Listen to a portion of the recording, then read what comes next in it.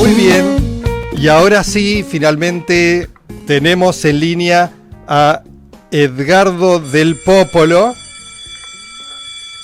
Bueno, no sé si se escuchó, pero ese timbre fue llamado a clase, porque acá tenemos al maestro Edgardo del Popolo en línea. ¿Qué te parece, Edgardo? Buenas tardes, ¿cómo estás? ¿Escuchás? Me causa gracia. ¿Cómo te va, Esteban? Tanto tiempo. Bien, bien. Escucharte. Bien, igualmente, Edgardo, deseosos de aprender, así que fíjate que ya estamos en el aula imaginaria, tratando de conocer y aprender algo más sobre tu especialidad. Bueno, un gusto para mí. Hola, sí. Te escucho. Ah, sí, decía que en esta época del año la tarea fuerte de muchos viñedos es la poda. Y en esa... Hola, ¿vos me escuchás? Hagamos una cosa. Interrumpimos un segundo y volvemos a llamarte para que esto salga limpio y que podamos disfrutar de la charla y la gente también. Te llamamos en 2 minutos. Dale, ¿cómo no? Muy bien. Y retomamos la charla con Edgardo del Popolo, que en realidad recién nos habíamos saludado y presentado. Y le estaba diciendo a Edgardo que estamos deseosos de conocer información sobre su especialidad, que es el cuidado de la viña. Y decía Edgardo que en esta época del año uno de los trabajos principales, si no el principal que se lleva adelante en los viñedos, es la poda. Comentanos cómo se presenta el periodo de poda de este año. Estoy viendo muchas fotos de árboles, sobre todo frutales, ya con flores, ya florecidos, durazneros, tipo frutas de carozo parecen ser las flores que se ven, como que hubiera una especie de anticipo de floración. ¿Eso en qué incide en la poda? Bueno, mirá, sí. La primera especie frutal que florece siempre en Mendoza es el almendro. Y en el este de Mendoza, en el centro, en las zonas donde hay algunos almendrales, ya están todos florecidos. Es lo primero que arranca la temporada, porque las variedades tempranas de floración comienzan la primera semana de agosto. Así que ya hace más de 10 días teníamos almendro florecido. Después le siguen especies como el ciruelo, variedades también tempranas de floración de ciruelo, y de ahí en adelante empiezan a encadenarse el resto de los frutales. Después del ciruelo vienen algunas especies de duraznero, conjuntamente con algunos otros frutales como de pepita. Y bueno, mientras todo eso ocurre, la vid está en receso porque recién va a brotar. Al revés de los frutales, la vid brota florece después de brotar. Los frutales florecen y después empiezan a alargar sus órganos vegetativos. Así que la vid está en receso todavía, y lo que estamos viendo, yo estando en el campo, viendo algunas podas, recorriendo y demás, es que aparentemente hay un adelanto que todavía es difícil decir de cuántos días o de cuánto tiempo es muy incipiente.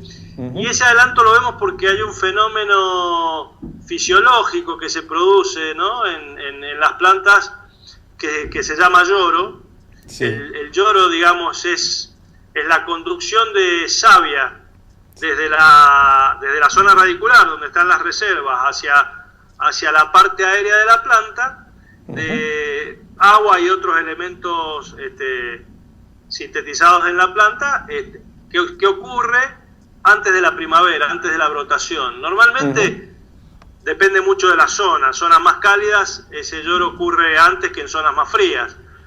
Y normalmente, para darte un ejemplo, en una zona que yo estoy mucho, que recorro y visito mucho, que es el Valle de Uco, eso ocurre a fines de agosto, a veces a principios de septiembre, depende cómo venga la marcha climática del año. Bueno, ese lloro de la vid ya lo estamos viendo ahora, con lo cual aparentemente, repito, parece que hay un adelanto, y en algunas zonas y en algunas variedades, también al igual que vos, porque no las he recorrido personalmente, he visto que hay algunas variedades de uva o algunos sectores de plantas más débiles, en donde ya se están empezando a ver brotes, lo cual puede ser por un lado preocupante, porque si llega a haber una brotación tan anticipada, imagínate que la vid, las variedades más tempranas brotan en septiembre, y si estamos hablando de 15 días, de 20 días, hasta de un mes antes, todavía tenemos mucho tiempo por recorrer para que ocurran algunas heladas tardías, que pueden ocurrir en septiembre, pueden ocurrir en octubre, pueden ocurrir hasta en noviembre. Normalmente salimos del periodo de peligro de heladas después del 10 de noviembre. Cuando pasa el 10 de noviembre decimos, bueno, podemos decir que estamos casi salvados. Pero son tantas las heladas que ocurren en septiembre como que pueden ocurrir en octubre, que si la viña llega a brotar más temprano va a aumentar la probabilidad de poder ser afectada por una helada. Así que bueno, lo que está pasando hoy en la viña es eso. Estamos teniendo una poda linda, interesante, se ve muy buena, con un llor anticipado y con expectativas, bueno, difíciles de todavía encuadrar, porque venimos de un año 2015 complicado, en donde hubieron problemas de temperatura, frío me refiero, problemas de lluvias y probablemente muchísimas, producto de las lluvias y las temperaturas más bajas, pero sobre todo por las lluvias, al haber estado un periodo bastante largo nublado, muchísimas menos horas de luz que promueven la inducción de la fruta, de los racimos de vid en el año anterior. Eso se induce, se comienza a inducir desde temprano en la viña, y más o menos en el periodo de octubre-noviembre se completa la inducción. Para la fruta del año 2017 se indujeron en la primavera del año 2015.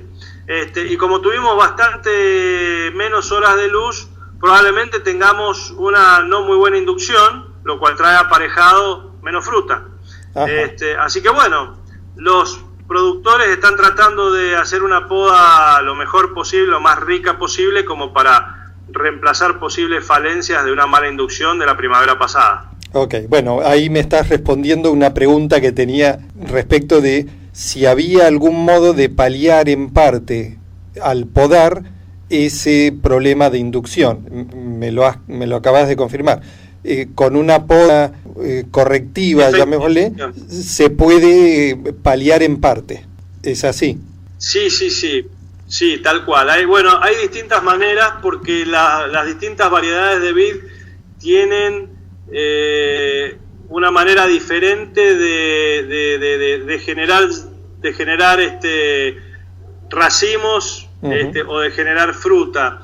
Algunas producen más bien en yemas basales, otras producen más en yemas de la punta, y bueno, uno entendiendo cómo funciona eso, cómo cada variedad produce, hace la poda. Pero normalmente, si uno prevé que ha habido una mala inducción, y eso se puede determinar, si uno hace, por ejemplo, en el invierno, cortes de la yema. Uno toma un pedazo de sarmiento de la planta y lo lleva haciendo cortes muy finos al laboratorio, puede ver ya cómo está preformada la uva dentro de esa yema. Ya puede ver hasta los racimos, puede determinar aproximadamente y cuál va a ser la fructificación de la próxima temporada.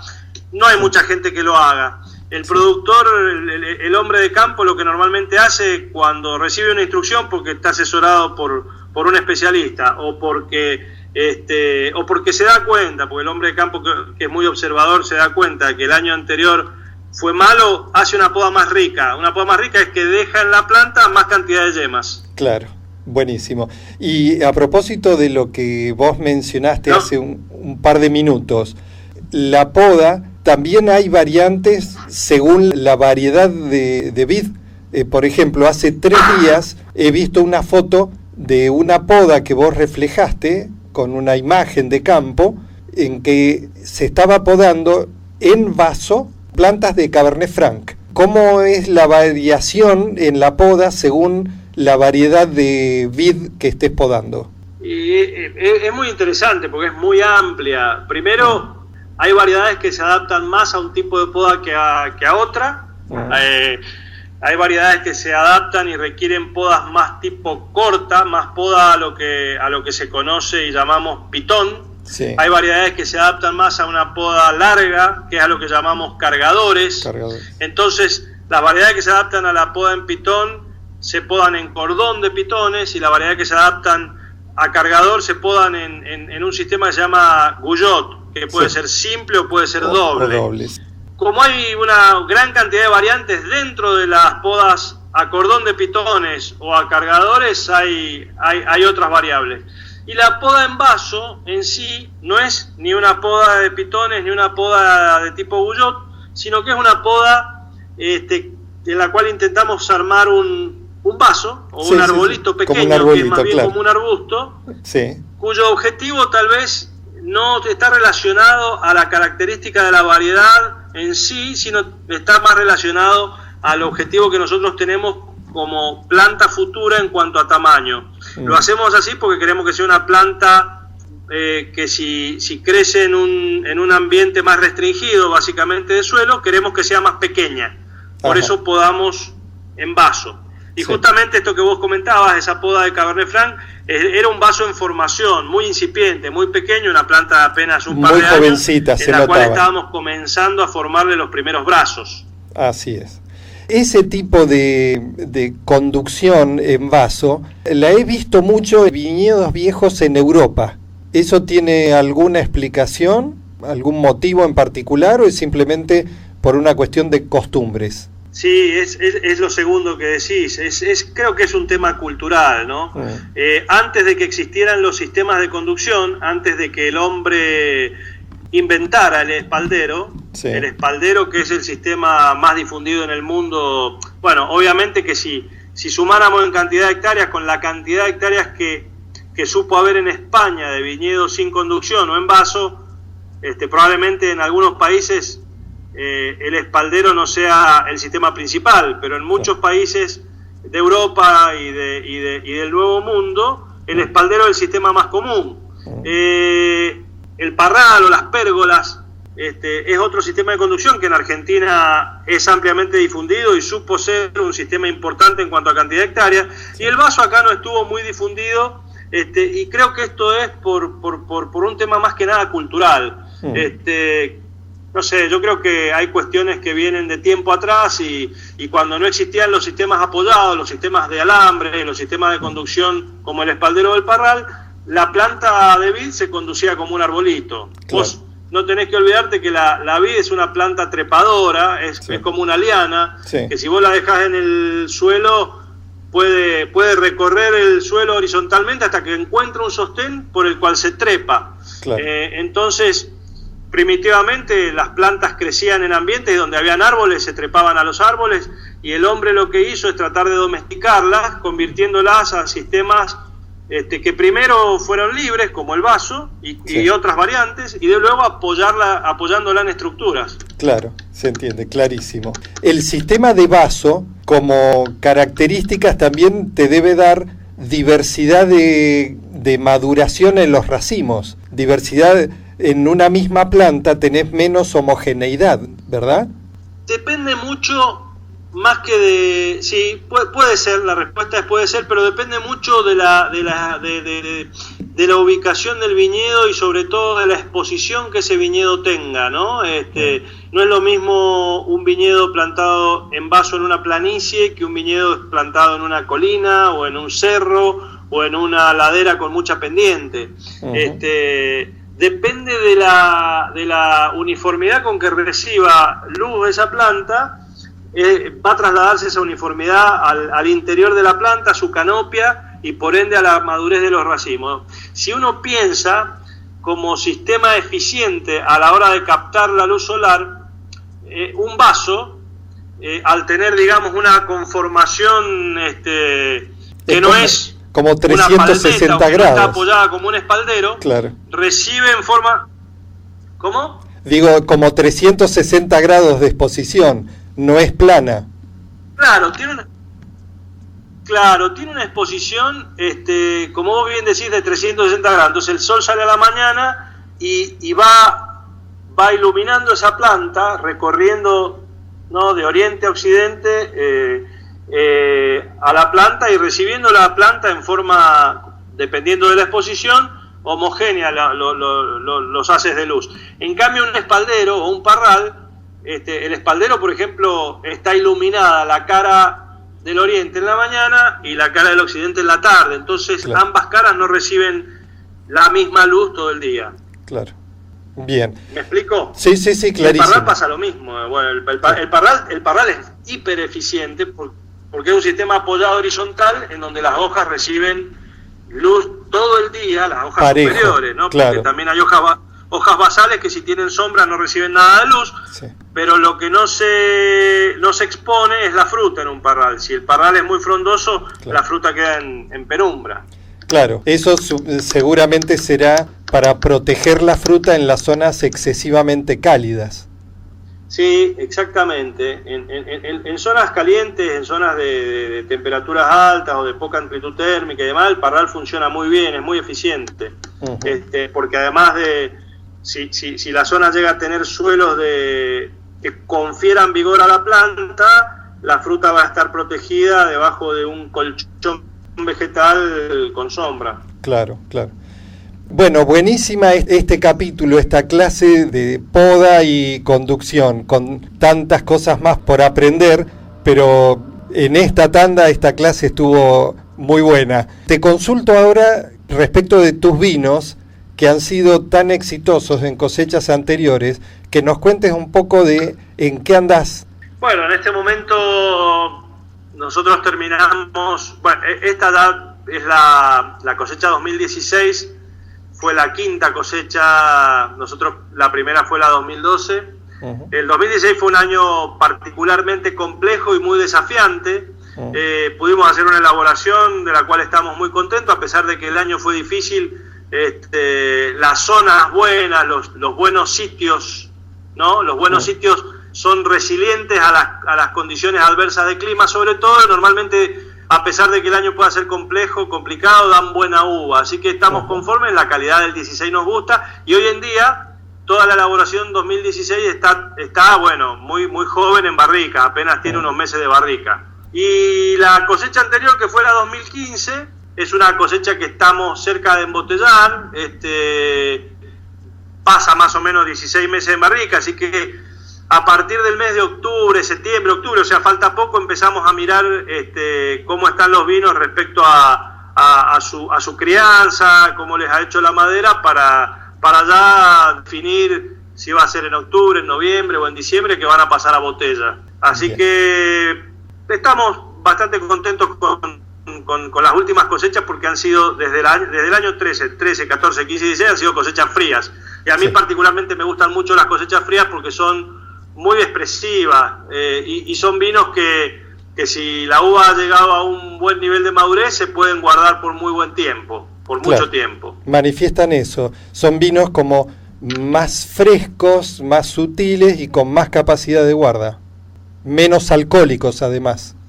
Tal cual, son vinos menos alcohólicos, son vinos que, bueno, si vienen de buenos lugares tienen muy buen color, tienen aromas muy nítidos, muy francos, muy expresivos, son frescos a la nariz, son frescos a la boca, tienen buena acidez y tienen muy buena longevidad, excelente longevidad. Recordanos las etiquetas. Nosotros hoy estamos haciendo dos vinos, estamos haciendo un vino, una línea que se llama Per Se, que Per Se tiene 3 vinos, uno es Per Se Lacré, otro es Jubileus y el otro es Francesa. Son 3 vinos diferentes. Lacré es una cofermentación de Malbec con Cabernet Franc. Jubileus es Malbec con muy poquito Cabernet Franc. El cofermentado tiene bastante Cabernet Franc y el Jubileus tiene apenas un toque como para darle un poco más de nervio y de tensión. Y Francesa es un blend de campo en donde intervienen nuevamente Malbec, Cabernet Franc y Merlot. Y después tenemos un vino que se llama Volare. Volare hacemos 2 vinos, uno que es un Malbec 100% de Gualtallarí que se llama Volare del Camino, y después hacemos un vino blanco que es una